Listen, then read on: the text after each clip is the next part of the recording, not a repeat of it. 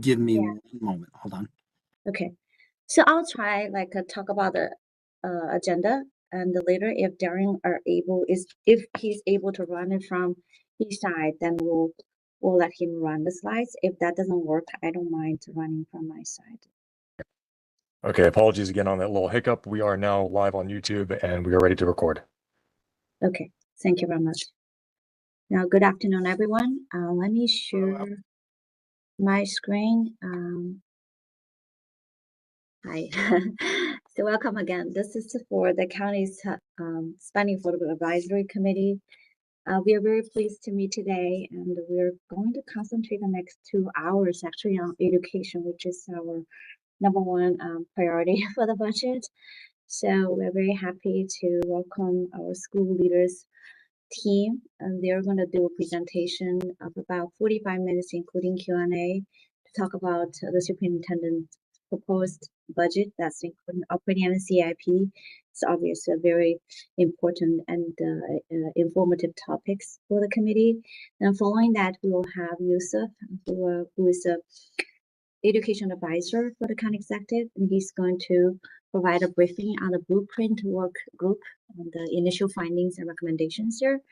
And then our friends from the library, Angela and Tanya, are going to do a presentation for our school system regarding their budget situation. And also Jared Carter from our community college will be doing a presentation from the communication for the Howard County Community College. So we have very packed but also very important agenda today. I want to start by thanking all the team from our education entities there to be here today to talk about this subject there. With that, I will hand it over to our school system. Let me see whether I can successfully have this run on the school side. Yeah, perfect. So are you able to enlarge that a little bit, Darren?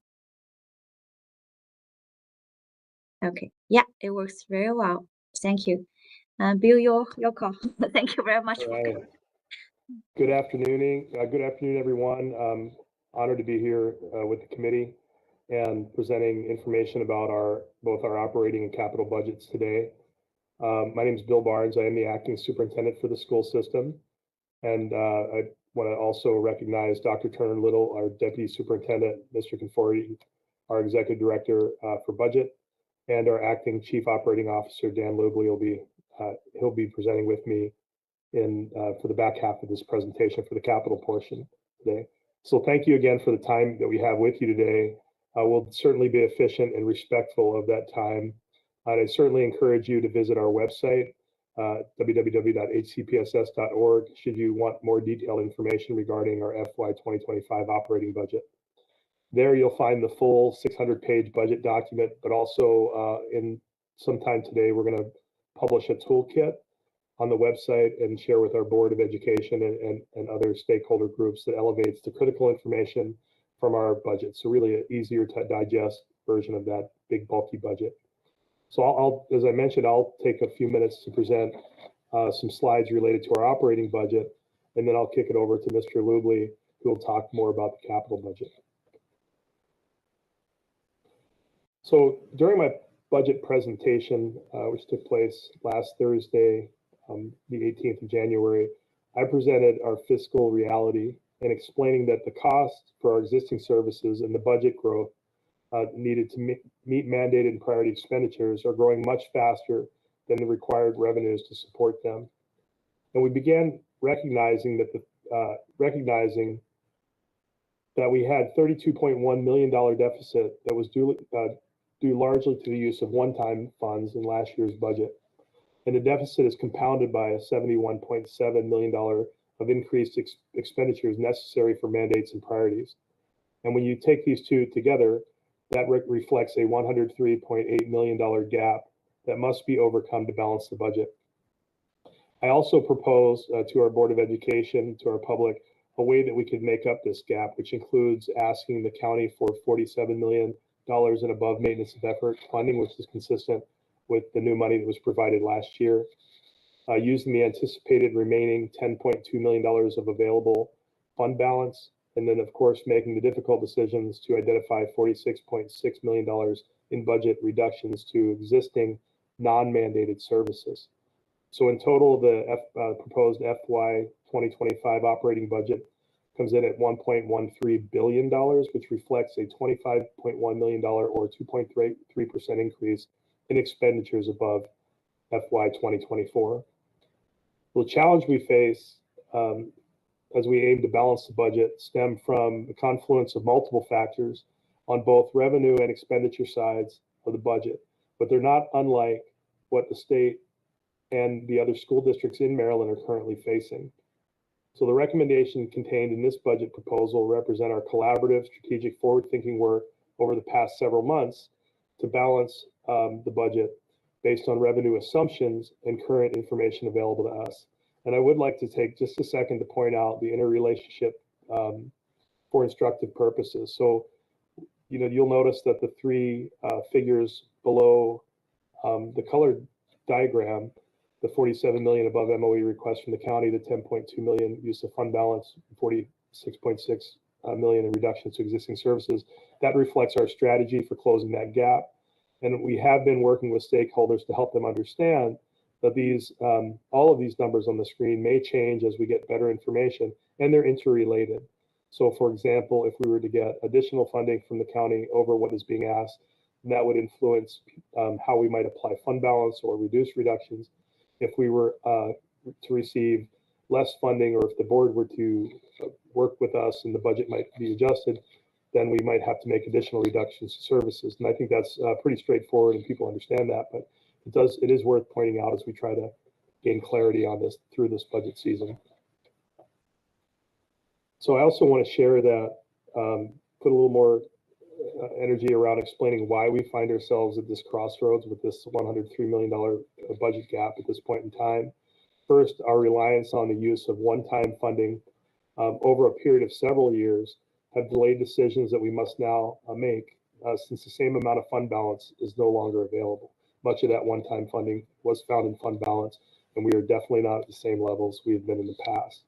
The formulas that determine state and county funding provide more than 95% of operating revenues, but are not growing as much as the cost they are intended to support, because the formulas are primarily tied to enrollment, not to the changes in cost to deliver public education.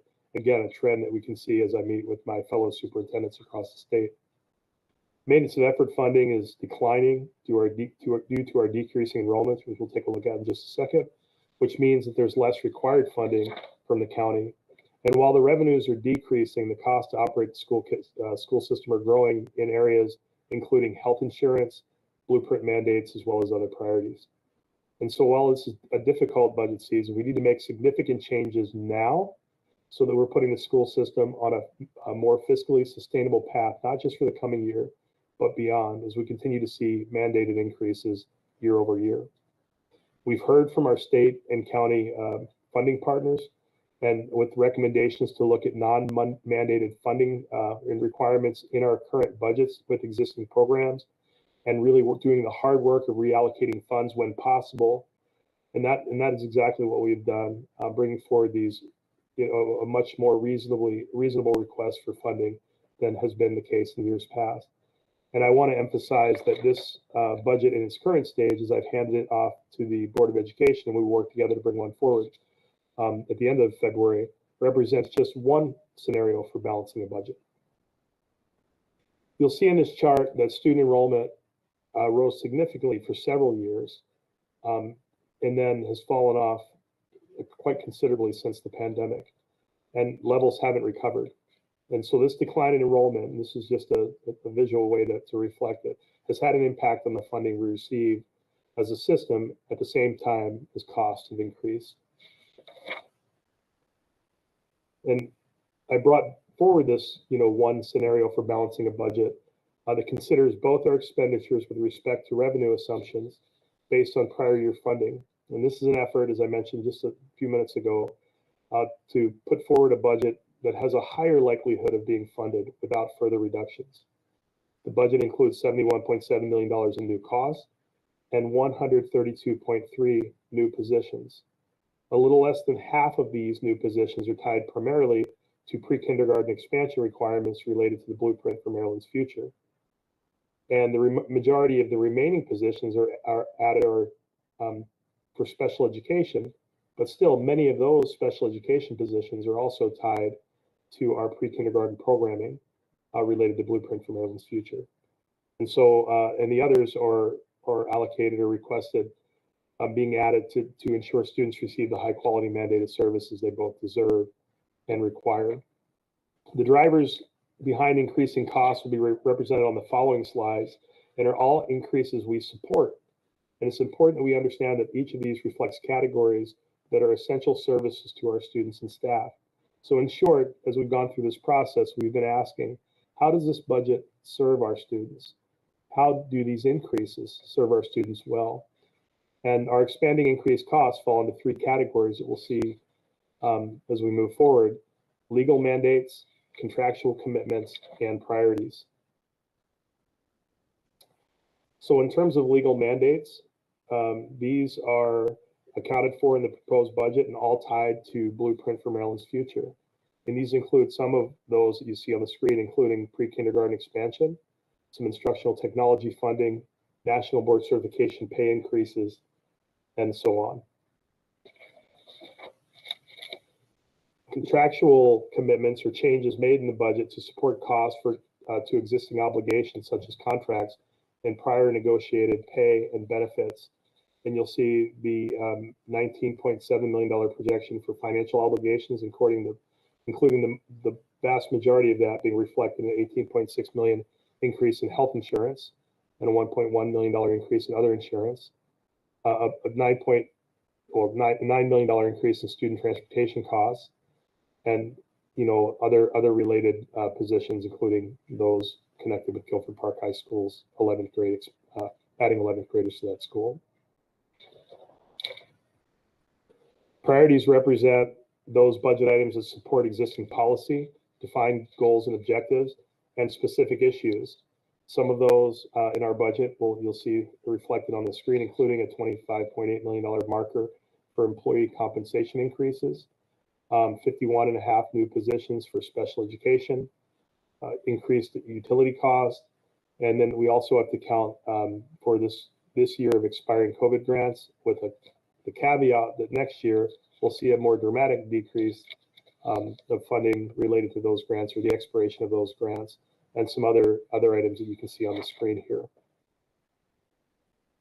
So to help offset some of the cost increases to budget additions and to put forward a county funding request that is consistent with last year's new funding amount of $47 million, my proposed budget includes $46.6 million in budget reductions to existing services, which include a reduction of 347.85 or 348 existing positions. These reductions will affect both school-based and non-school-based services and staff. Programmatic school-based reductions amount to $24.6 million and 245.8 existing positions. A portion of these reductions include $9.5 million and 144.9 existing positions as a result of increasing class size ratios by 2 at all levels. Programmatic non-school-based reductions account for $22 million or 102.05 positions. And during the upcoming Board of Education work sessions, staff will present information on expenditure requests as well as reduction recommendations to discuss their impacts, both the service impact and personnel impacts. Division summaries will be found in the budget book, will also be pulled out and be part of our toolkit, like foreshadowed, to provide greater detail as well as the impact statements to foster understanding of just what all of these reductions mean. None of these decisions regarding reductions to existing programs or people were made lightly, nor were they easy. And they were done with great thought and consideration for the overall operational impact to the school system. It's also important to note that the proposed FY25 operating budget is based on revenue assumptions and information that we have right now. There are three primary sources of revenue, and all of them can and will likely change between now and May, and some, in fact, already have begun to change. And so they include the amount of maintenance of effort that we are requesting from the county, the use of unassigned fund balance, and the state aid. And that's what I was reflecting to as we're just beginning to receive and get our heads around the preliminary estimates. We anticipate having more information related to and publishing more information about state aid during our February 29th work session. And we're going to continue to have regular conversations with the county executive, county council to better anticipate the amount of maintenance of effort we can expect to receive. Unassigned fund balance is based on the audited amount as of June 30th. And we will have an additional update in the spring when we finalize our cost to complete process. It's critically important that we build confidence in this budget process, and that confidence will be earned through consistent and transparent communications. And so as revenue assumptions become clear, it's incumbent upon us to make sure that our board, our stakeholders, our county partners are informed of those changes. And we will do so primarily through communication each and every budget work session. We'll begin those work sessions with a quick update of those revenue estimate changes. And we'll also be communicating those to our partners through memos and other correspondence. So this concludes my part of this FY 2025 proposed operating budget presentation. And I'd like to turn it over to Mr. Lubley, who's the acting chief operating officer, to provide information about our capital budget and long-range master plan. So Mr. Lubley. Thank you, Mr. Barnes. So just like the operating budget, our other budget that the school system has is our capital budget. It is primarily funded through two major sources, which is our local, our county, and our state capital improvement program. There are intermittent state funding sources, but the two primary sources of revenue are the county and the state CIP funding. As we can see in this graphic, our needs or capital needs often outweigh the funding sources that we do receive each fiscal year. One of the largest challenges that we have with the capital budget is balancing the growing capital or physical needs of the school system with the fiscal constraints that is presented to us each fiscal year.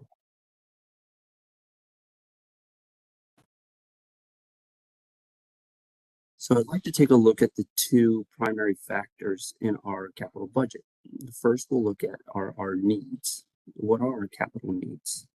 As Mr. Barnes indicated earlier, we have seen a very steep incline with student enrollment over the years. While it has shown to level off, the capacity needs for the school system have not gone away. There are still capacity needs throughout the entire school system, which must be addressed through the capital budget. The blueprint, while it affects the operating budget, also affects the capital budget, as there are requirements for full-day pre-K as well as CTE requirements. We also address program initiatives such as special education growth, mental health, and program growth.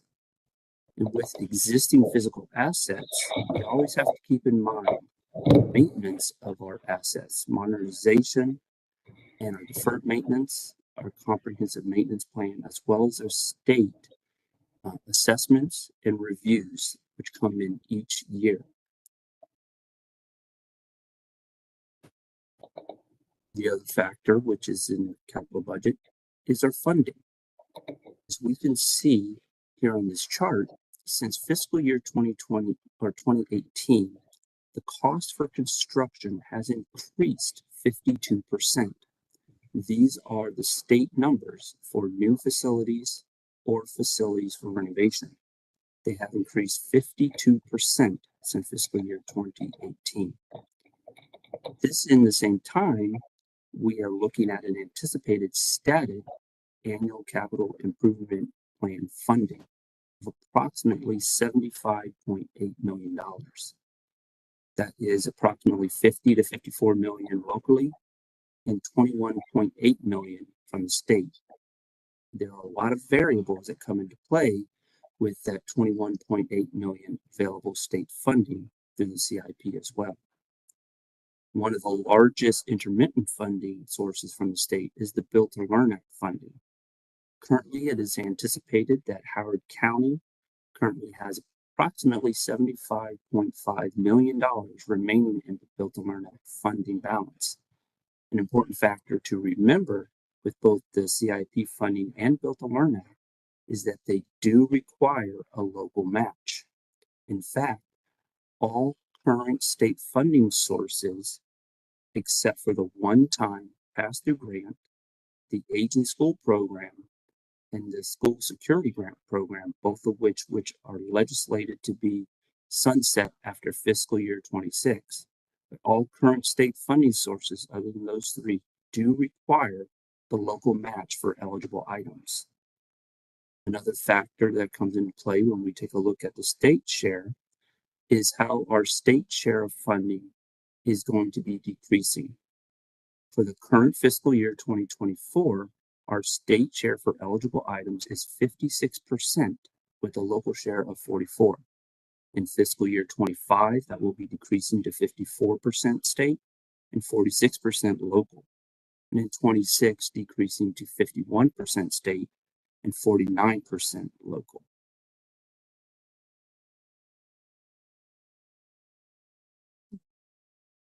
As we look forward to the capital budget, we look at our long-range master plan, which is the board proposed long-range master plan approved on November 16th. We can see in fiscal year 2025, our total request to both the county and the state is just over $75 million. As we look to the future for fiscal years 28 through fiscal years 34, we can see that the annual request will range from approximately $89.5 million to $139.5 million. We can anticipate that the cost of construction will continue to rise as inflation, the outfall from the pandemic, and just standard industry practices continue. And this concludes our capital budget. I would like to turn it back over to Mr. Barnes. Yeah, thanks so much, Mr. Lubley, and committee members for giving us your time this afternoon. And before we turn it back over, and we're certainly prepared to respond to any questions, I do want to make a comment on kind of acknowledge and try to underscore the toll that this process is taking on staff who were impacted. As you can imagine, this is the first time in recent memory, or anybody's recent memory that I can speak with, that we have set out to engage in this level of work at this time of year. And so it's emotionally quite taxing on the system and community as we work through it. I try to remind folks that this is a process, and that our job is to make sure that people have the support they deserve as they work through the process, and that stakeholders have answers to questions that they might have, especially related to developing an understanding of why we find ourselves in this position and how we might move forward together. So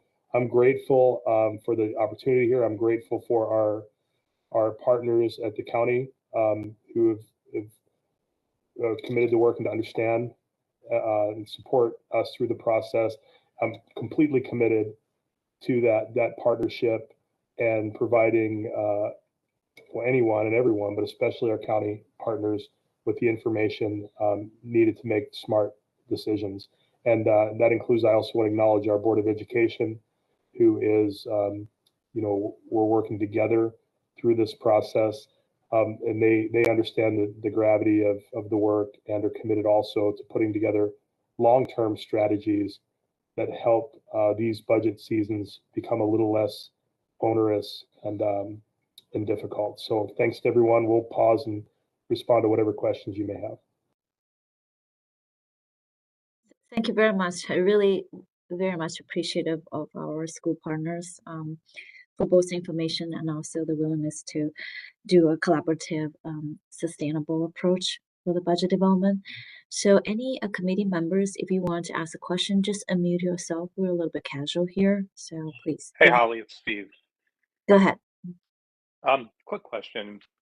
Been on the committee for a number of years, and this isn't the first time that we've kind of had this conversation where one-time funds have been used to cover the growing, stretching needs of the school system, unable to get the funding from the county or other funding partners in order to kind of support the growth. But as we come into a kind of a post pandemic world where enrollment is down, we still see high numbers on school construction, and we still see high numbers of, fund balances. I mean, I'm thinking back from, 10, 11 years ago where this started to come out as an issue before. As you're looking at the long-term planning and and the Board of Education is having conversations around this, what can we do to kind of stop the investment before there's funding and revenue available, especially when it seems like maybe it's not as needed in certain areas? I mean, it's not a loaded question. I'm just trying to understand, like, in business, I can't go spend, hundreds of millions of dollars that I don't have. I have to figure out where the revenue is coming from first. So just trying to figure that out and figure out how we can help the community understand in the total spend that the county is going through, how do we balance those things? Darren, you may have some insights to parts of that question. Steve, I really appreciate the question. I think that part of that is really developing a shared understanding of what those revenue expenditures are, being from a school system standpoint, doing a better job of communicating exactly what our needs are relative to this, particularly as we have the blueprint for Maryland's future, which, we're confronting over the next several years of implementation. I think part of it is level setting and committing to multi-year processes instead of what feels like year-over-year, single-year processes. We've met with our county partners, this morning to begin to express a willingness for that and to set in place some structures for how that might happen. So structurally, I think having a partnership in place is step one. And then there's so much information and misinformation about the blueprint for Maryland's future, which, by the way, is a really good piece of legislation for children. And it's what's frustrating educators is the mismatch between sort of the funding models, and you pair that with some rhetoric that is sort of undercutting all of this. It's become a thing that I don't want to paint with a negative picture. Investing in students' needs at the pre-kindergarten level is a research-affirmed best practice and can curb the need for additional expenditures on the back end, whether it's intervention or special programs. So it's not, the blueprint isn't the problem, it's the how are we going to pay for it. So I think, Steve, first of all, structurally, we need to go forward differently together than we have, because what we've done is not produce the results that have avoided situations like this. Darren, do you have anything that from a technical side that might add something to that? I will say real quick before Darren, you get into that, I appreciate the fact that you're looking at this as a long-term plan as opposed to an annual plan, because that's something that if you read previous committee reports, that's kind of been a thing we've been looking for, because we know that'll help. So applaud you for going down that road. Great, thank you. And Bill, I think what I could add to that from the technical level for the committee's benefit, and I thank Steve for the question, because it's the recognition of the very dilemma of using one-time monies for recurring costs that has really informed the budget strategy that we've brought forward this year. And that really requires that the information be presented in such a manner that people have clear choices between how we associate recurring revenues to support the services we want to see ongoing. And so that was really a key part of what we heard from the county and from the board last year, is provide us the information to help us make the choices that we know are going to be sustainable choices. And the timing of it is not coincidental.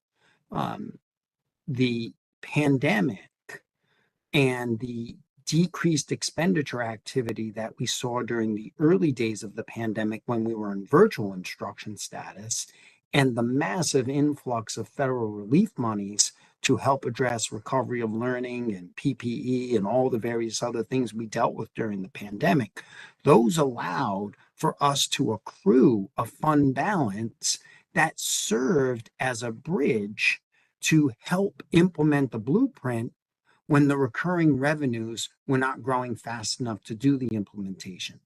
But now those fund balances are diminishing. The audited fund balance, as Mr. Barnes explained, is down to about $10.2 million as of June 30th. That's much lower than the $30 million we were carrying a few years ago. So the moment in time to lift up those clear choices is now, so that we can make sustainable funding decisions that are associated with sustaining the services that we want, as an education system here in Howard County. I have a question, and first I just want to thank you both for a very detailed presentation. It was helpful to see a kind of a breakdown in the trends that you highlighted. And just kind of building off of, I think, the question that Steve had, as we look to long-term trends in the county, I'd be curious if you could dive a little deeper into the enrollment decline.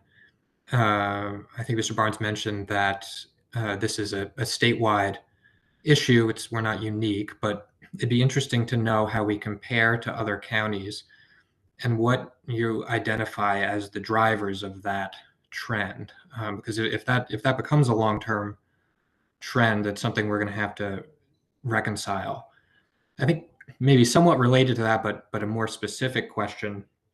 One number that jumped out to me in your presentation was the increase in the cost of student transportation, which comes amid that enrollment decline.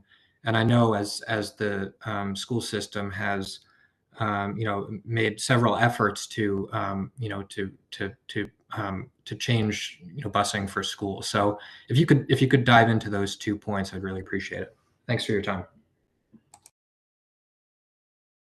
Thanks so much for the question. I can answer part of it a little bit, and and some of it is still. I can't speak to enrollment decline trends as well as Mr. Lubley can in terms of project, development and so forth. We know that we saw some pullback in enrollment as we shifted to virtual learning, stayed there a little longer than our neighbors, and heard some feedback from families that they would put their students in some private schools that were meeting their students face to face. I don't think, but as we come out of that bubble, I don't think that's the cause of why we stayed that way. So I'm curious as to whether or not, if Mr. Lubley can't answer that now, we'll get an answer to that question for you, as well as to the second part with transportation. And Mr. Conforti or Mr. Lubley can offer some more detail to this. I think that what we're experiencing are, I think what our contractors are experiencing are rising costs in what it means to pay a bus driver, what it means to provide benefits if some contractors provide those, and they've some of those costs have been passed along to us, and we continue to work to see efficiencies. Another driver in that space is, while enrollment remains stagnant, our enrollment for students who require special education services has not remained stagnant. We continue to have increases in enrollment, in service enrollment for students that require additional support, and many of that, often that additional support falls into the area of specialized transportation as a related service. And when we are busing students to non-public placements or to different parts of the county outside of their home school zone so they can be served in a regional program, that those are much more significant because of economies of scale. You have smaller numbers of students on buses and pushing them around the county to different places, or even sometimes out of the county in non-public spaces. But Darren or Dan, do you have any other thoughts as to transportation and/or enrollment trends? Certainly, sir. I can touch on the enrollment trends a little bit here. I think you covered very well some of the factors that we saw coming out of the pandemic. It is not solely related to Howard County. I do believe it is across the entire state and really the nation.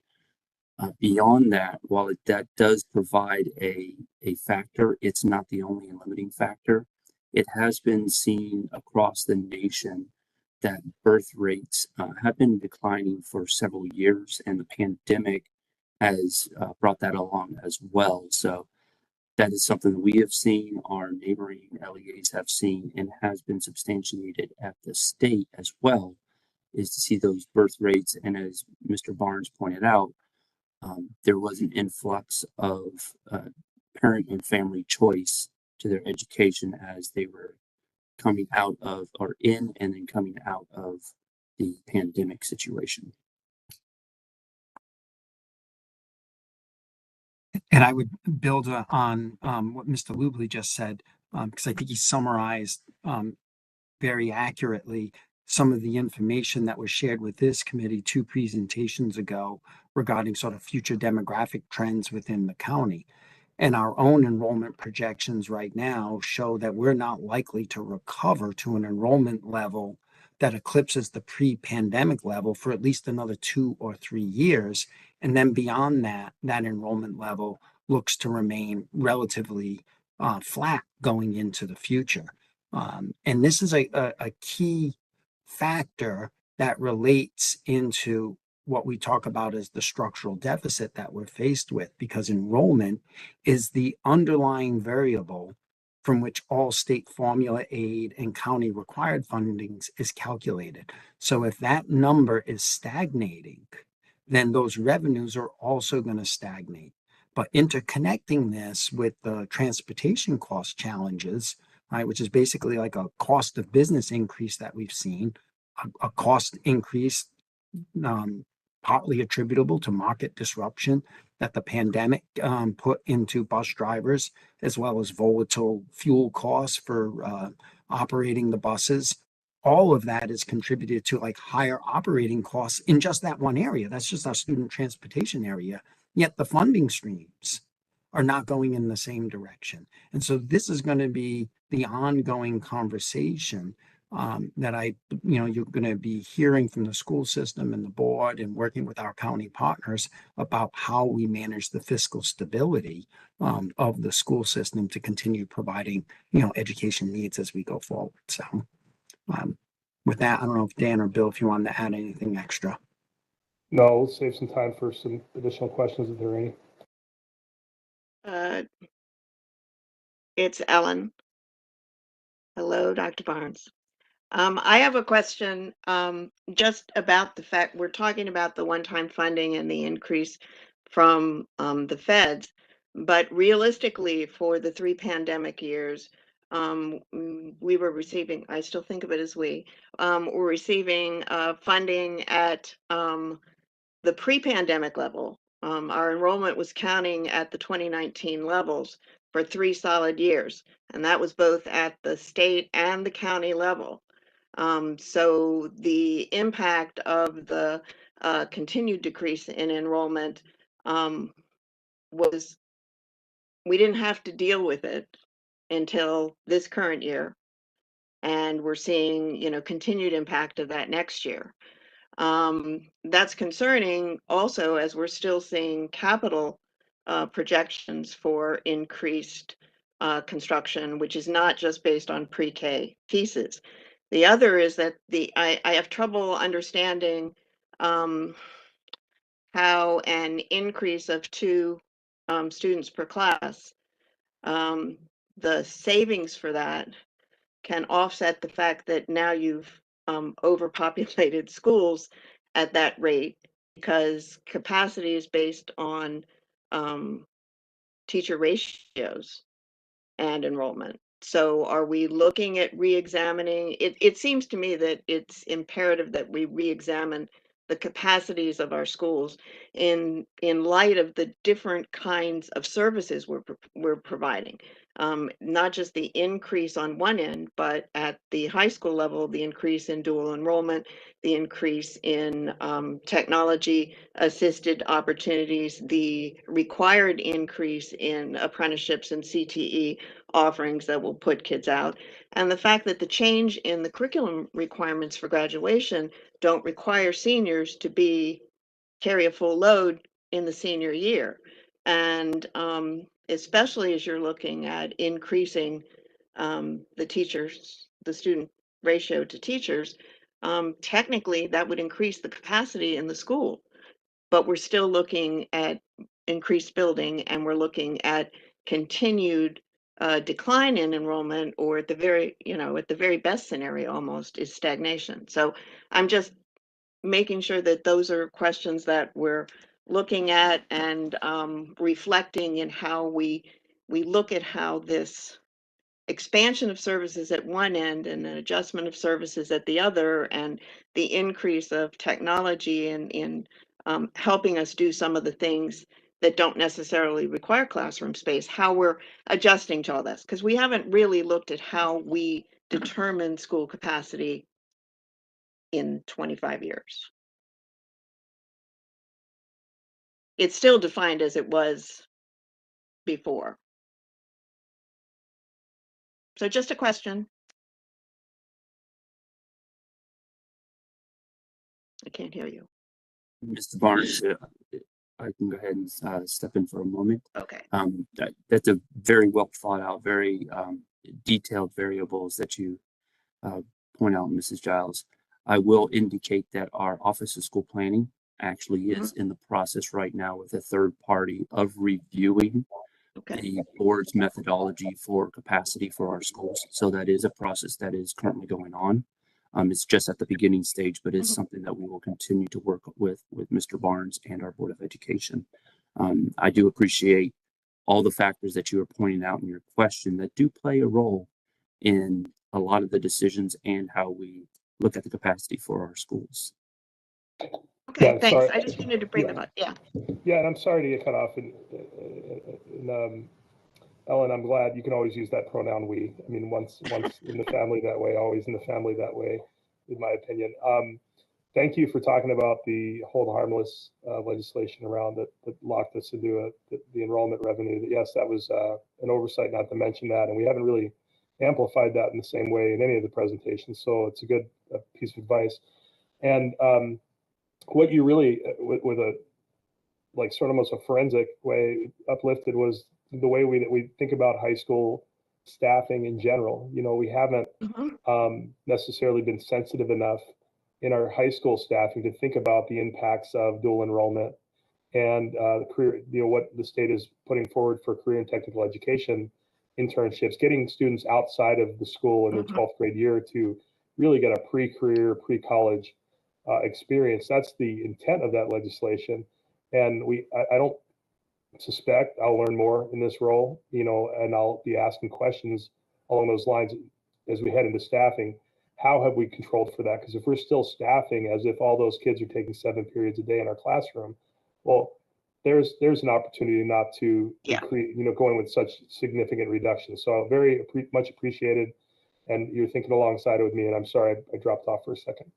No, that's okay. It's just things I wanted to throw into the mix because a lot has happened and it hasn't always emanated from the same point.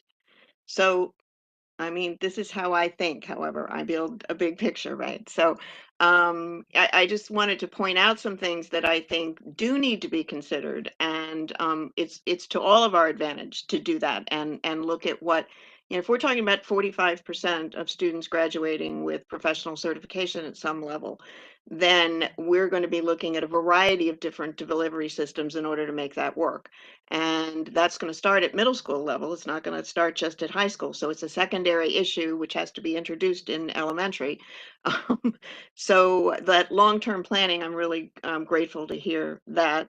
And just to throw some things into the mix because I'm still interested. Much appreciated, and thank you.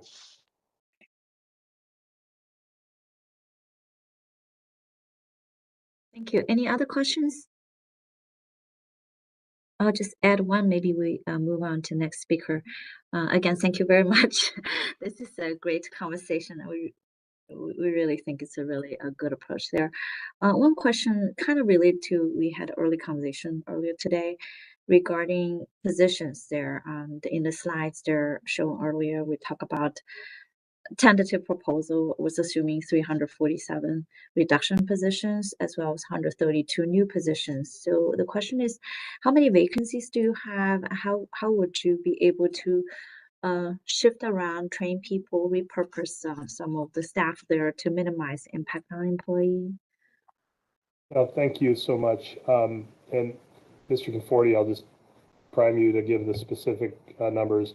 As we went through the process of proposing reductions, our team did think about all of that low-hanging fruit first. Where do we have existing current vacancies, and also where do we have trends in vacancies that are resulting from a tight labor market? So for example, in special education, if we still haven't been able to hire a number of positions, say 15, how do we factor for that, knowing that even though we might need more, the candidates may not be there, and it would be irresponsible to go forward with the full ask in that regard. So we did try to control for some of that, or make an estimation that was, more different than just putting the full ask in. Of the 352 existing positions, I think about 38 of them are currently vacant, of the ones that are requested for reduction. And the rest are filled with either specific people in specific positions, or by people that will be identified later in a process as we go through staffing and surplus. Many of those folks, many of those 348 positions are resulting from that class size increase of 2.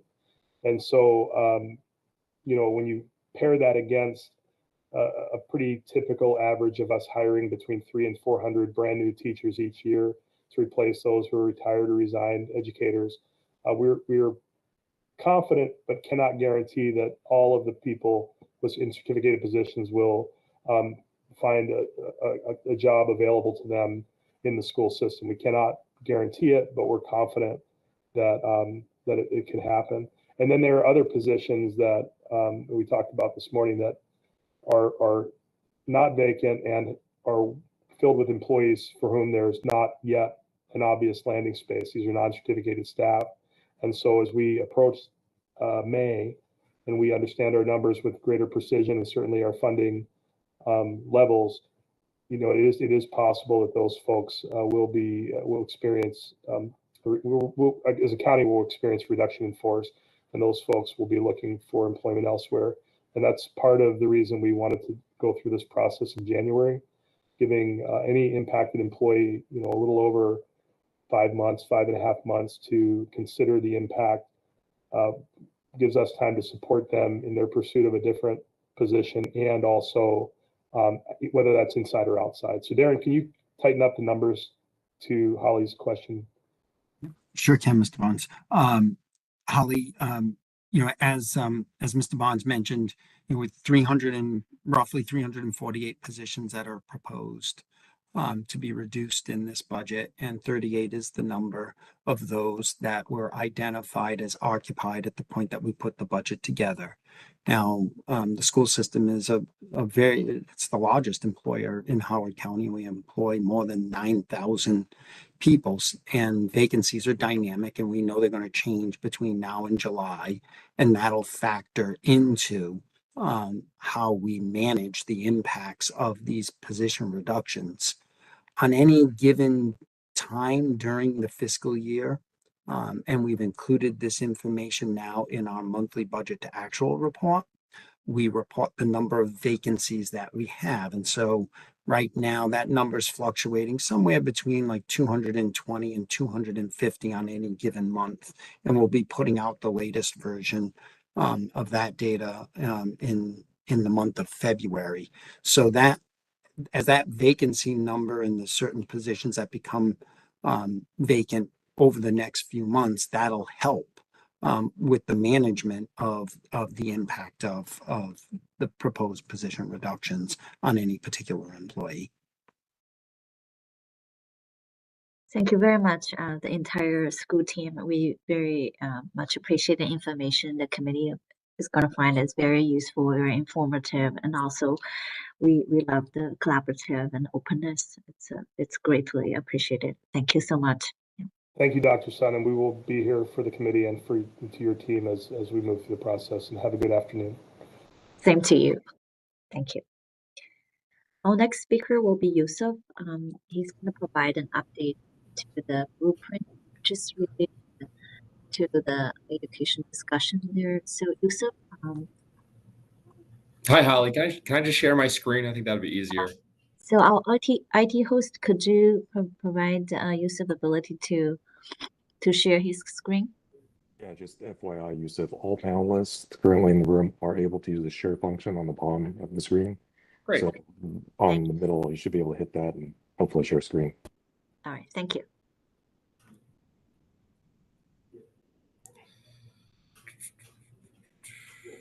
Just give me a second here. There we go. Okay. All right. Good afternoon, members. My name is Yusuf Ahmed, and I'm the Senior Advisor for Education Policy and Performance for County Executive Ball. And I'm also the designated staff member to the Blueprint Planning Resources Work Group. The 14-member multi-agency work group includes representatives from the Howard County government, Howard County Community College, the Howard County Library System, the Howard County Board of Education, the Howard County Council, and the Howard County State Delegation, as well as community members. The Blueprint Work Group has 5 primary duties and responsibilities: to review the statutory funding requirements of the Blueprint for Maryland's Future in each pillar area and identify critical deadlines to meet the key priorities of the plan. We are to establish a cost analysis of each pillar for each of the next 7 fiscal years beginning in FY25, to continue to work with the Maryland State Department of Education and the Department of Legislative Services to forecast future state aid distributions, to work with the Howard County Office of Budget and the Howard County Public School System to forecast sustainable local funding estimates for education for each of the next 7 fiscal years, and then finally to recommend a funding plan and policy actions that may be needed at the local and state level to implement the blueprint within local and state budget estimates. Today, I'll run through the 5 pillar areas of the blueprint rather quickly, as I know that we're running up on time for each one of the speakers, and to review with you the spending recommendations that the work group has agreed upon for FY25. Now, starting with Pillar 1 with early childhood education, it calls for a significant expansion, full-day pre-K to be free for all 3- and 4-year-olds from low-income households and available to all other 4-year-olds with fees set by a sliding scale, to create a public funding for public school-based and community-based pre-K programs, to substantially increase the supply of early childhood education teachers through tuition assistance and financial support, and to expand both PADI centers for pre- and postnatal support and Judy centers. Moving on to teachers and leaders in Pillar 2, to make the teaching profession a high-status profession by raising the pay and status of teachers, including a performance-based career ladder, a minimum statewide salary, and salaries comparable to similarly educated professionals. Pillar 3, focusing on college and career readiness, to establish internationally recognized and benchmark curriculum that enables students to achieve college and career ready status and pathways by the end of grade 10, and developing a fully aligned instructional system, including curriculum frameworks, syllabi assessments, clear examples of standard setting work, and formative assessments to keep students on track. Pillar 4, focusing on more resources for students to significantly increase funding for special education to improve outcomes, additional funding for English learners, and to support broad and sustained academic, social service, health and behavioral health supports and services for students in schools that need them the most. Pillar 5 focuses on accountability, and this is largely the Accountability and Implementation Board to ensure oversight of the blueprint and blueprint dollars that are being distributed through state and local funding. I'm going to jump ahead because I know that I'm at 3:55 now, just to focus on the recommendations that the work group has agreed upon for FY25. In working to expand pre-kindergarten access to be free for all low-income 3- and 4-year-olds and available to all of the 4-year-olds, the work group have agreed upon that $3.5 million should be allocated towards the expansion of the remaining half-day classrooms to full day in all elementary schools. On Pillar 2, subject to collective bargaining, the work group recommends that an adequate funding amount be allocated in the FY25 operating budget to create and sustain a career ladder. And lastly, the blueprint requires specific technology investments to align with the mandated instructional model. Therefore, the work group recommends $3.5 million be allocated towards a per pupil investment of required technology costs. I'll stop there, and if there are any questions, I'm happy to take those. Thank you, Seth. That's very concise. Any questions from the committee regarding blueprint?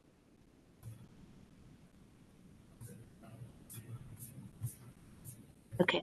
And Yusuf, I think the 3.5 million each for the pre-K requirement as well as the technology, that's in line with what the school system superintendent's current proposed budget, right? For the yes.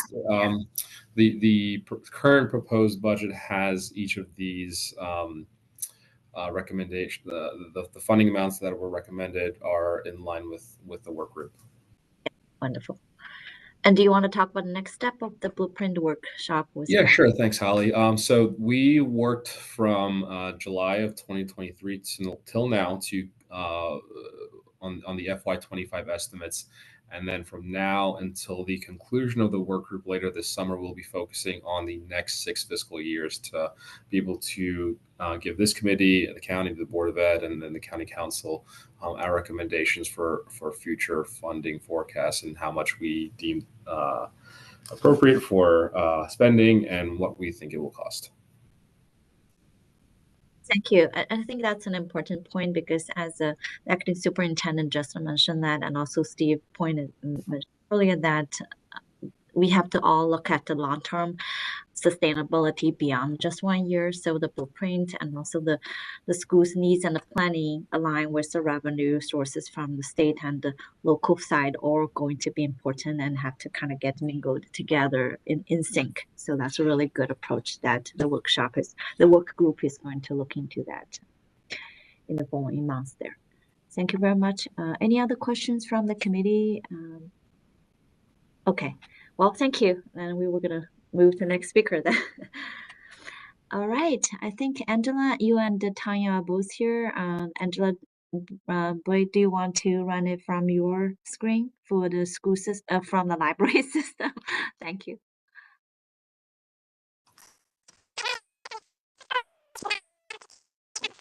I couldn't hear clearly.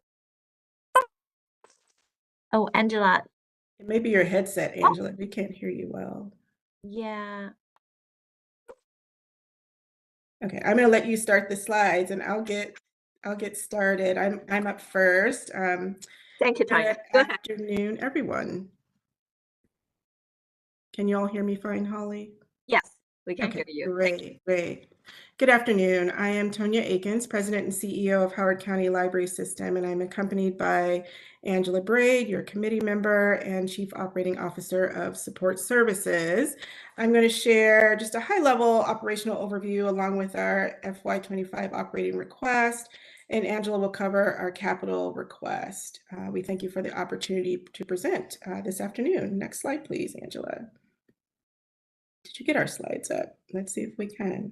Just FYI, yeah, as of right now, there are no slides being shown. You'll have to use the share function on the bottom of the screen. Okay. So Angela, do you want to try? I thought we sent them to you all. Oh, we can put on our screen. I just don't know whether you all want to run from your screen. You can run it. Let me do that. Everybody's time. Yeah. Right. Thanks. Perfect. Okay. If you'll go to the next slide, please. Great. Thank you so much. Okay, HCLS provides services across 4 broad areas: self-directed education, research assistance and instructive and enlightening experiences, and community response and outreach. As one of the leading library systems in North America, we continue to experience very high engagement across all areas of service. Those services shown in red are where engagement is so high that we are severely stretched to keep pace, or we're not meeting customer demand. And most are in that latter category.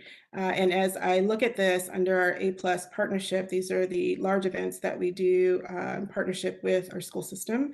Battle of the Book should definitely be in red. The number of teams participating continues to grow each year, and we're just so incredibly grateful to Ian Kennedy and the DAC for the use of Merriweather for this event. And on that note, if any of you are available the evening of April 19th, we would greatly appreciate it if you would like to volunteer with us. We promise it'll be one of the best nights of your life. These things that are here in red are where we're seeing customer demand and deep wait lists, or we're actually turning people away with regard to their participation and engagement. Next slide, please. I did see on that last slide, and I didn't highlight it, that we are the only library system in Maryland that actually issues external high school diplomas, and this is in partnership with the state of Maryland Department of Education. And that program also experiences some deep wait lists. It's a beautiful thing. So if you ever want to come to a project literacy graduation and hear those stories of folks in our community, many of them educated in their home country, getting a high school diploma here, they are very heartwarming, and we're just happy to be able to assist with that. This slide shows some of our services in pictures. There we go.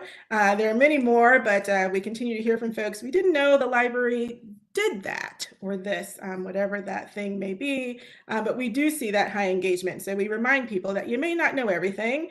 We strive to enhance our communications and our outreach, and so that we're updating folks, but there is a deep engagement around all of the things that are offered. Next slide, please.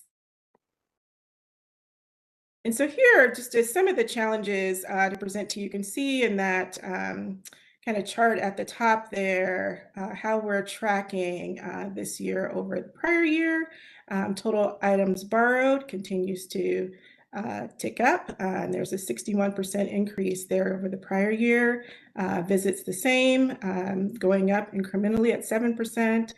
Classes, a big jump there, and this is the classes that we offer, the number of classes offered, and you'll see class attendance under that. So it's pretty much if we build it, they will come. And so we're always stretched in making sure that we are trying to build enough to really meet the demand. You'll see some of the challenges there, and it's definitely in resources and space. Insufficient materials to meet community demand and engagement of our highly educated community. And this is one we share with you year over year. Our community has longer wait times, and we spend more money in some cases and just do without.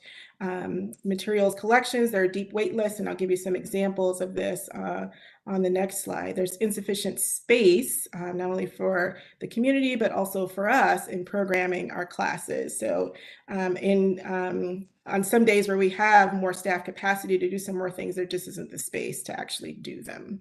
Next slide, please. You'll see here just an example, representative example of what the holds lists look like when somebody goes to our catalog to look for a book, and they can see the number of items that we have, copies of an item, and they can also see the number of holds on that item, right? So you'll see there for a hard copy of Oath and Honor, we've got 40 copies of it, but we've got 158 requests for it, right? Not counting the 40 people that have it in hand. And of course, these are dynamic, they change every day. Ebooks, right? So we also have a large community that engages with us electronically, and there are 545 copies if you're trying to get it in an e-edition. Importantly, while our collections budget does continue to increase year over year, it's not growing at the pace of customer demand or the pace of publisher increases. And those publisher increases are a big thing, right? Our publishers, our big five, continue to swallow up larger or smaller publishing houses and have the ability to put those increases in place. And we do know that publishers charge public libraries, because we are lending to the public, at much higher rates than they do an individual consumer. So for instance, an ebook that you would buy from Barnes & Noble or Amazon for $20 could cost us upwards of $90. So it is a huge difference in the cost that we pay. Next slide, please. Here you'll see our FY25 operating budget proposal. We are requesting an increase of 4.57%. This is in staff for merit and COLA only. We're not asking for any new positions, and that's both at 3%. In our contracts, Object 2, we're not asking for an increase there. Curriculum is where our books come from, and so that increase there is to address those deep hold and wait lists, especially for time-bound requests related to student material, so that's at 19%. And then professional development. We had taken professional development down during the pandemic, where we weren't traveling and weren't sending staff to conferences. Like most agencies, we've had a large turnover of folks who chose to retire either during the pandemic or after the pandemic, have a lot of new staff that we'd love to get trained up in various ways. And so asking to increase that professional development budget. And then no increase in Object 5, which is our equipment budget, both technology and furniture. Next slide, please. And let's see, Angela, can we hear you better now? I think you can. Can you hear me? I can. So Angela will present capital. Angela. Okay, sure. Thank you. Not being heard is not one of my problems usually. No. So I apologize to everybody on the call. Capital budget, we look at the central branch, that continues to be our central focus this upcoming FY25. As we look at where the current branch is, you may be familiar with it. We've talked about this slide before, and it's the same issues that we've had with the branch for several years. And that is that, number one, we know that the current site is going to be used for alternative spaces. The class space, as Tony has mentioned, we have an increase in classes and in attendance, which then leaves a lot of our class space with wait lists, and it leaves it so that we can't schedule some of the classes we'd like for that area. We also know that it doesn't meet the minimum requirements for space in terms of per capita. There's a 1-to-1, so we really are running a little bit low in that area.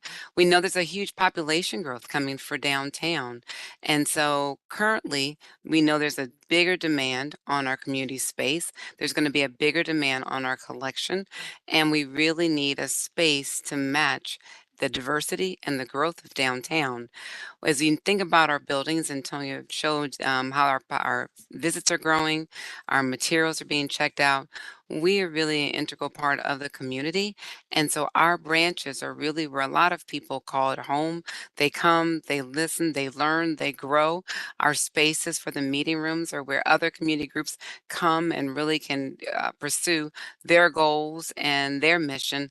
And so these challenges that we see at the central branch continue to create a problem at that branch. Next slide. So part of what's going on downtown, we've talked about this before, the library anticipating the growth downtown and looking at all of Howard County, looking at our services and what do we provide and what the community is interested in. We, in 2019, embarked on a mission to update our master plan. So we brought on G4 Architecture, Research and Planning, a group that really specializes. That is their bailiwick to look at growth, to look at library systems, to look at capacity and talk about and really look to see what we can do. In that, they concurred with the library system. You were fine on that slide. The next slide. They did see that where we would do a new 100,000 square foot downtown branch, which is in line with what the library plans were, but we wanted to check to make sure that we really were getting the best and most current advice. As we look downtown and we look at the centrally located of having public education for all, a library that will accommodate the neighborhood and the needs of all the population that's growing, we really started to look at what does this mean in terms of opportunities? What does this mean in terms of what the county has, spoken to us about and what they envision and what the community has told us most importantly. So we held a lot of charrettes, and from 2019, even as current as 2023, and really gathered information from the public. As you may know, we applied for, or at least submitted for funding for the branch. We did get some state funding last year. Governor Moore was very gracious, and his team and the state delegation, and put $10 million aside for this project to sort of start all the work that we had to begin. As we went through the process, it became clear that there was some additional information that the county departments needed to work on. And so at the request of the county council, the county departments, DPW specifically, and the county executive's office, his team, not him specifically, but his team is really looking at the space, the site, and looking forward to doing some analysis and involving the community. That's the phase 1 of their analysis of this project. So they've been working on it. Right now, they have identified what's called an owner rep. That's sort of like a project manager. And they've been having some meetings, and we hope to hear more from them very soon. At this point, because we know the county is working, those departments are working and doing some analysis, the Howard County Board has really just requested a release of the funds from they're held in contingency. That's what we hope to do in the new year. So with that, we'll go to the next slide. That's the last I think one. that's Yep, it. that is the last one. Okay. I thought the last one just said the end on it, but that is the end of what I was about capital projects. At this time, we'll turn it over to questions, Holly, if that's okay. Yeah, please. Thank you. Thank you, Tanya, and also Angela. Any questions from the committee? Please make sure unmute yourself.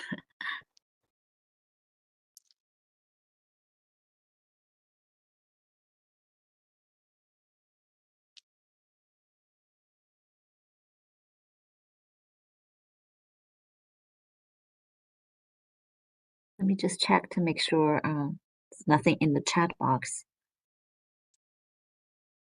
As far as I can tell, we're good on chat. Okay, I think we're fine. Okay. Oh, Barbara, I had you early. Oh, no, she's not there anymore. Okay, all right. Thank you all very much then.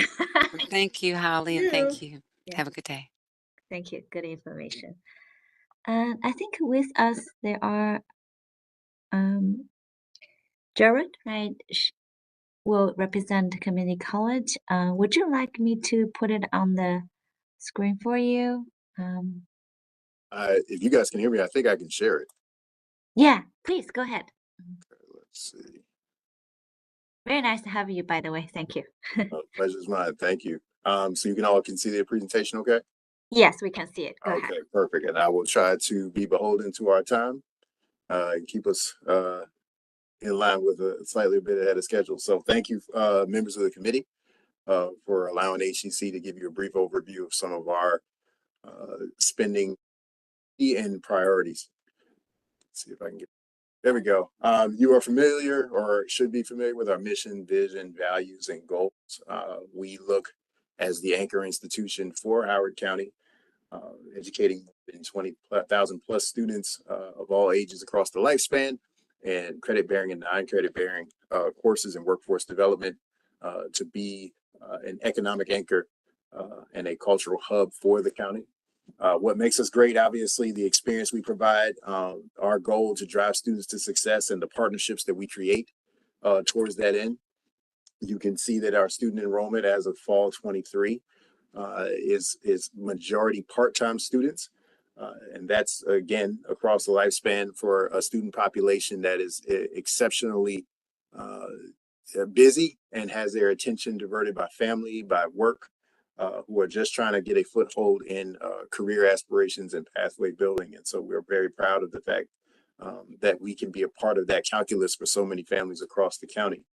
38%, or almost four out of every 10 college students coming from Howard County attends HCC. A large portion of that is comprised of our dual enrollment programs, our Jumpstart, where we have high school students who are simultaneously enrolled in HCPSS and also involved with HCC coursework. And we hope to build those transitional opportunities for those students to enroll full-time and complete degrees at HCC and be on their way to 4-year degree completion. The top destinations for many of our transfer students, you can see we remain in state with College Park, Towson, and UMBC.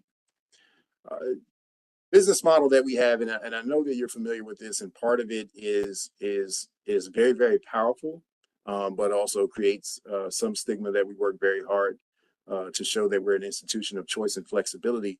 But the open access mission and the diverse learning options create sort of an environment where people at varying levels of academic readiness and maturity and experience can still feel welcome and still feel part of an academic community that is built on scholarship and character building.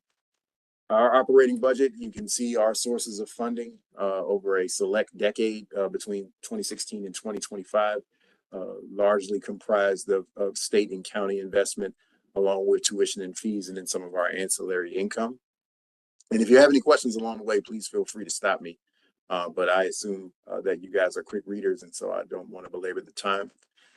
We look at our FTE funding ratios as our unduplicated FTE count, and you can see over another select decade between FY14 and 2023, how our funding is shaped out between state and county investment, as well as the tuition dollars afforded by our students.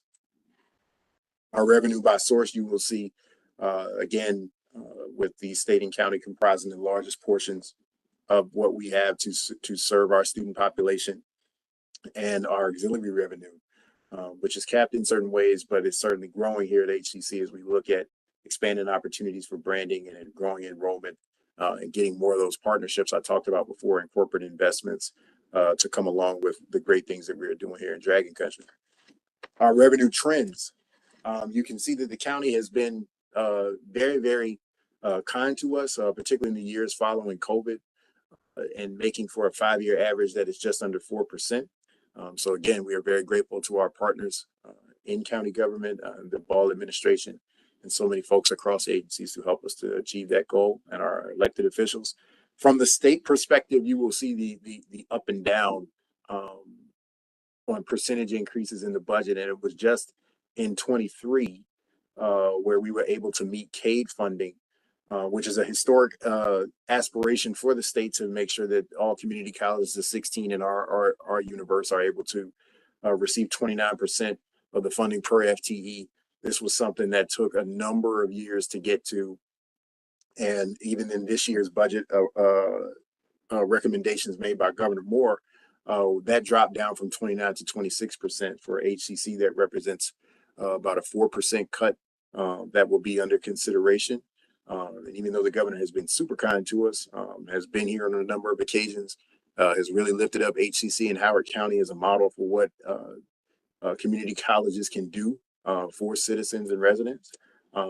We understand that that's measured up against budget austerity, what the state has to do to continue to be a leader for the nation and to thrive in a number of areas.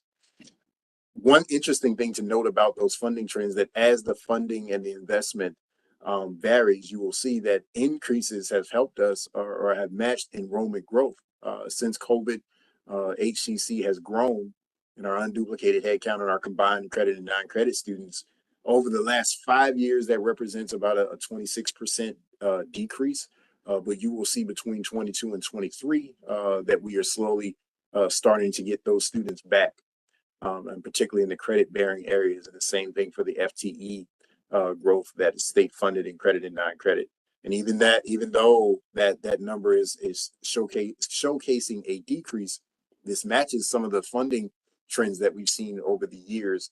The more you invest, the more investment that community colleges can reach, the more students that we're able to market to and support in maintaining degree matriculation. Our college, our college finances, they are strong today, again, because of the relatively sustained support of the state and the county, and particularly the county. But we know that there are changes soon to come, not just for HCC, but higher education at large. We know that birth rates are decreasing. Fewer people are making the decision to pursue college degrees. Maryland is one of those states across the country where that projected decreases is going to be among the more dramatic. because we're also among the nation's best in sending students on to higher education. So that precipitous drop is going to impact us in a sound way. And we are preparing for that. We're looking across the academic enterprise and the operations to make sure that we are doing our best as stewards of the public trust to make sure that we're spending wisely, that we are cutting where necessary, and that we're able to use our labor, our technology, and our support systems to more efficiently serve students. And we hope that that demonstration allows for more investment, a closer look by our state and county partners to help us manage those talent resources and advance our mission. Total operating expenditures for fiscal year 25. You can see how our budget expenditures go by object. Again, the largest portion of what we do is salaries and benefits for our faculty and staff. Those little slices that you see are a big part of what supports students in the way of equipment, utilities, the communications, and contracted services. So you can tell that, like most colleges, we are highly dependent on our workforce to help us get the job done of helping students to achieve and communities to achieve. And this is another breakdown of how that support looks across the academic enterprise, with instruction and student services and institutional support being the largest portions of that pie. Our capital budget, we are intimately focused on our Workforce Development and Skilled Trade Center, which will open in 2026. If you haven't heard about it, I'm going to be at your door soon because this is a huge project, not just for our campus community, but for the county at large. You can see here at the bottom a number of the trades that we already offer and some of the new trades, particularly in the green work skilled trades areas like green technology and cybersecurity. These are going to be the jobs of the future, and given our geographic location to national security, to the federal government, these are going to be some high grossing, highly recruitable jobs that our county and our city and our campus is going to be at the forefront of producing that talent and making sure that those students are able to be credentialed, that they're able to get security clearances, and that they'll be at the first in line, and Howard County will be one of the leaders across Maryland and across the country in making sure that talent is ready and accessible for employers in the public and private sector. You know that workforce development and trades are key for a diverse cross section of our citizenry. Even though Howard County is exceptional, and I have to give credit to Superintendent Barnes and his team for the way that we lead the country in making sure that our focus on K through 12 success and college attainment is maintained year to year, even with demographic shifts and resource challenges. ACPSS does such a wonderful job of making sure that students are well positioned for success and that their professionals are highly attracted to stay and be retained to get the job done. But we know that college isn't for everybody, so we know that workforce development and career technical education is critical to that. We know that these are industries. If you've ever tried to call for an electrician or a plumber lately, and you know the cost for that service, and you know the wait time for that service, you can tell just how needed these skills and these professions are. So we want to be at the forefront of making sure that you don't have to take a day off to wait all day for a plumber that's going to cost you about $300 an hour. So you can count on HCC to be a part of that convenience building, not for our community, but more so to promote affluence and prosperity for families across the community. We like to think of the Trade Center as an anti-poverty racial equity tool for the county and for the state of Maryland. And the investments that the county will make and that the state will make will help our county to attract that talent and retain it. So hopefully that those folks that go on to be credentialed and become entrepreneurs and are able to work in some of these high grossing skilled trades will remain in Howard County and contribute to our tax base. Our funding requests, as you can see in area 4 on this sheet, we look at about $5 million from the county. We are grateful for the commitment from County Executive Ball for 10 over the next 2 fiscal years. This will not only go for construction and completion of the facility, but we are also working to raise resources to make sure that we have the technology, that we have the personnel that will be able to work in the facility, and to make sure that all of the apportionment that's necessary to hit the ground running in 2026 is in place. You may have heard that in October of last year, we launched a capital campaign, an $11 million capital campaign to raise resources for that. Over the last several months, we've raised almost $500,000 in pledges and actual donations. So we're well on our way, working with a committee of highly respected business leaders in the county and outside of our county borders to make sure that we achieve that goal and make good being able to match the commitment of the state and the county to constructing this center. Doing so is preventing us from missing opportunity for years. And this is something that our original president talked about, the need for workforce development and the creation of HCC. So much of our talent that wants to work in HVAC and plumbing and electrical and construction management, they have to go outside of Howard County to get the hands-on training. We can do a good job of giving them the foundational work and helping them understand what it's going to take for licensure and things like that. But the actual hands-on training is necessary to be here and located in Columbia, not just as a matter of convenience for a lot of our students, but so that they are more conducive to complete their certification. As you can see, we compete heavily with a local for-profit institution. I think some of you may know who that is. I won't bother to mention the name, but that's very costly for our students just in an area like HVAC and electrical systems technology. And we work very hard with partners like AT&T and other industries. Howard General Hospital is another one for surgical technology, where we can provide apprenticeships for a number of our students at no cost. So they're able to get that work experience, paid internships through our paid apprenticeships through our partnerships. And this investment will only broaden that perspective in a number of areas. You know that we are strong in nursing, strong in surgical technology and dental hygiene. We're strong in cybersecurity and construction management. We want to be a national leader in that perspective. And you can see some of the areas of Maryland where Howard County, which has not had a workforce development center, go where our students go to get that hands-on training. So how much of that revenue is leaving Howard County because people are working, potentially moving to other areas to get the training, get the jobs in those areas? How much of that could we keep here as a revenue creation opportunity for the county?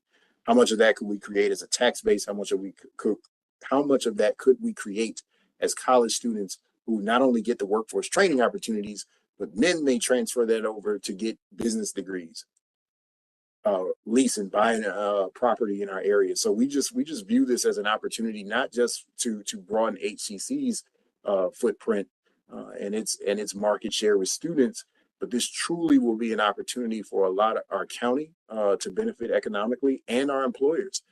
We hear all the time from our campaign committee members how difficult it is to get talent into the workforce and to hire and keep good talent. And so we look to be a remedy to that problem. Pennsylvania is one of those areas that is recruiting talent from our area, and students that are willing to drive up there for the training. That shouldn't be. That shouldn't be at cost to be able to make a better life for yourself and your family. We don't want to miss those opportunities. We want to keep them right at home. So you can see the phases that we are looking to implement investment from Howard County and the partnership that we have with EcoWorks. It's a necessary capital resource that we can use to meet the demand, as I just spoke about, from our students who are looking to get those credentials and our employers in the area. And just to round out my presentation, our graduates earn approximately more than $350,000 over a lifetime than somebody with a diploma or a GED. This shows you the return on investment, not just for the student investment, but for Howard County taxpayers and the economic impact, obviously, of 4,600 jobs and $343 million. So you can tell that why this is our priority, why this is something that we're eager to talk about all the time, and why we are looking for the county's partnership and investment in forward thinking and strategic vision for this being a part of our economic outlay. So with that, I will take any questions. Thank you very much. Excellent. So our committee members, do anybody have questions? Please just make sure unmute yourself. Very comprehensive coverage. Thank you. Thank you. Hey, can you hear me? Yes. Go ahead. Yeah, so Dr. Carter, I mean, I'm so glad to hear that that the HVAC trade program is now up and running, because my youngest son is actually in the for-profit neighboring county 3 years in, and it was very disheartening that he had to go to another county because it wasn't offered. So, so I guess mine is more of a statement that than a question. Are you looking to expand more of the trade type of things in your in the college system, or what are you doing with that? HVAC was a big one for him, Yes. but his buddies were going into electricians or plumbing, and so are you expanding that program now, or? Yes. So what this will do, what this center will do, is physically put on campus the workspace for those students to be trained right here in Howard County. So you won't have to go to another county. When you take your courses here, you will elevate to the next step, and we will have laboratories for automotive, mechanical, and cybersecurity. You know, we already have partnerships with the county to build that cybersecurity as a tech hub. So that you'll be hearing more about that in future weeks and months. But it's going to be right here on campus. And in fact, when you drive in from Little Patuxent, it's going to be the biggest building on campus. It'll be the 50,000 square foot facility. That'll be the biggest thing that you see from the front entrance of our campus. And that will dictate how serious we are about workforce trades, and how serious we are about students who are graduating from HCPSS who have options, that some might not be ready for a 4-year degree. Some might not want a 4-year degree, but they do deserve higher education. They do deserve opportunities to create a good life for themselves and high earnings, and we're going to deliver that. Well, I'll applaud you that you went to that direction. But I hate to say better late than never, but I just really wish it came a little bit sooner. But I'm sure our community definitely needs that, though. Yes, sir. Thank you. We appreciate your support. Thank you.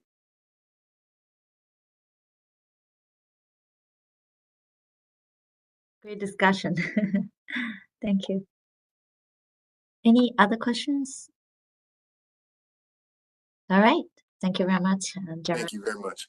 Yeah, I think I just want to close by saying that we got some really great speakers today, and we have very comprehensive coverage of different education system there here and in the county, and also very to the point. And there's also a lot of great questions from the committee. So that's very helpful in terms of help inform the committee in developing the final recommendations or findings that going to inform the county in developing the both FY25 budget and also the long-term projections there. So extremely helpful. I would say that next week, we actually, just a kind reminder, next week, our SAAC meeting is not on Wednesday. It's actually on the 29th, which is Monday, same time, 3 to 5 o'clock. At that point, we will be looking forward to 2 presentations from the 2 economists in our committee, Dr. Irani and Dr. Clinch. That's also going to be a very interesting topic and directly linked to our fiscal outlook there. So we look forward to that. We might also, depending on how much information available, share some of the update on the fees, which is both challenge and also opportunity there. So we look forward to discussion next Monday. So if no other questions there, we're going to adjourn the meeting today a little bit ahead of schedule, which is wonderful. Thanks everyone for your participation. Really appreciate it.